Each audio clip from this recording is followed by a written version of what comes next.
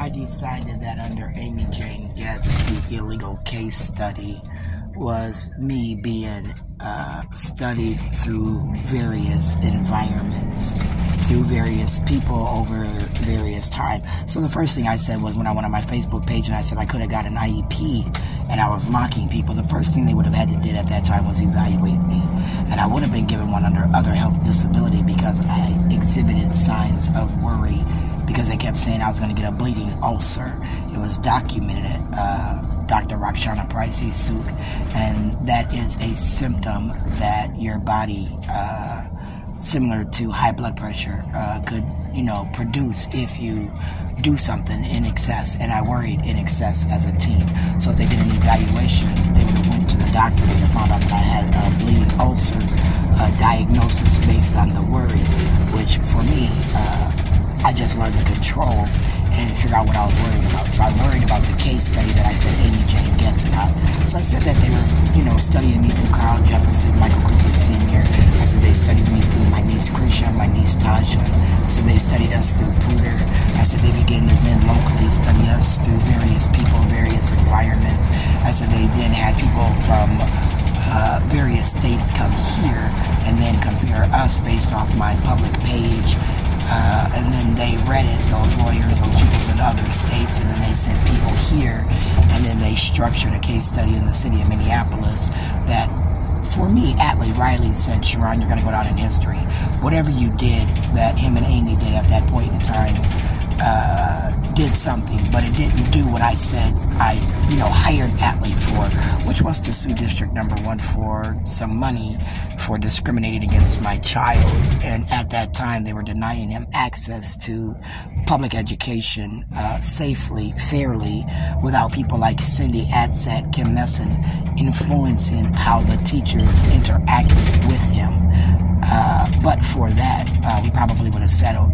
And during those claims, I was suing Minnesota Department of Health because in my formulary, they said that I had something that my doctor said was a medical need and that he wanted to give me a medical surgery for it.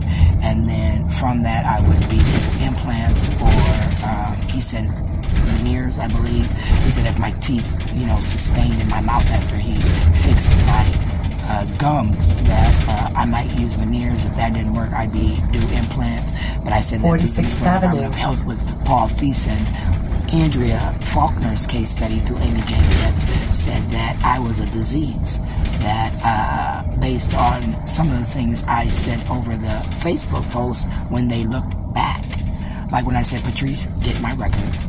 I said that Patrice, which was a family friend of a family member of mine, I said you should be able to see that I had a pap smear every year where I was tracking my health, and that I had one abnormal pap one time, and they said that it was normal after they redid the pap. They said that the symptoms that I had was normal for what I had going on. So I didn't have an abnormal pap where I would have had endometriosis, ovarian cancer, what do you call that? Warts. I wouldn't have had no herpes. I wouldn't have had no syphilis, gonorrhea, trichomonas. These things I would not have had because I was very up on my health. And because Minnesota, like I said, had a nice tiered system. In my mind, before Barack Obamacare, I was always afforded wonderful health care here in Minnesota prior to Roxana Pricey-Sook, prior to Hindi Hussein, prior to, again, the Indiana Avenue event, where I said the case study through the University of Minnesota, where a Dr. John, who might have been a student at the time at the U of M when I was diagnosed, then began to track my children and deny them medical, where he could, send in a claim and he could collect money where he didn't do the service. And that was a problem for me.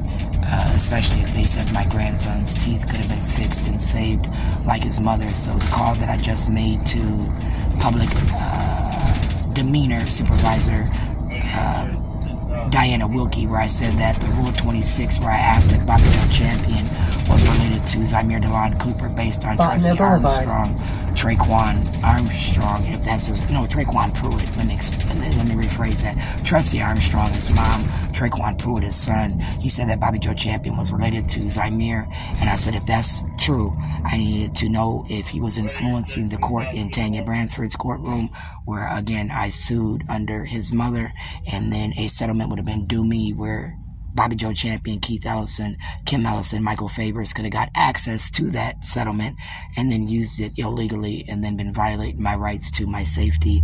Where under the 4th Amendment, I said that they needed to be dealt with, and I wasn't playing with them in any way, shape, or form today, tomorrow, or any other day. I said that Tim Walz got an executive signature because he was reelected based on them donating a lot of money to his election fund. Then he lobbied his friends, his business contacts. He used license plates to even, you know, entice thoughts that Tim Walz, where I said Tim Walz needed to be removed from, you know, governorship in the state of Minnesota, the first governor to be removed. I'm also seeking some judicial officials as lifetime seated people to be removed if they do not stop this, as I said, and start issuing out sanctions to specific attorneys who was violating my rights to be safe and secure. You know, my name, address, social security, things like that. Huh, police department? Did you stand down and let Bobby Joe Champion pay you? Did he lobby you to take a, you know, 3-year vacation?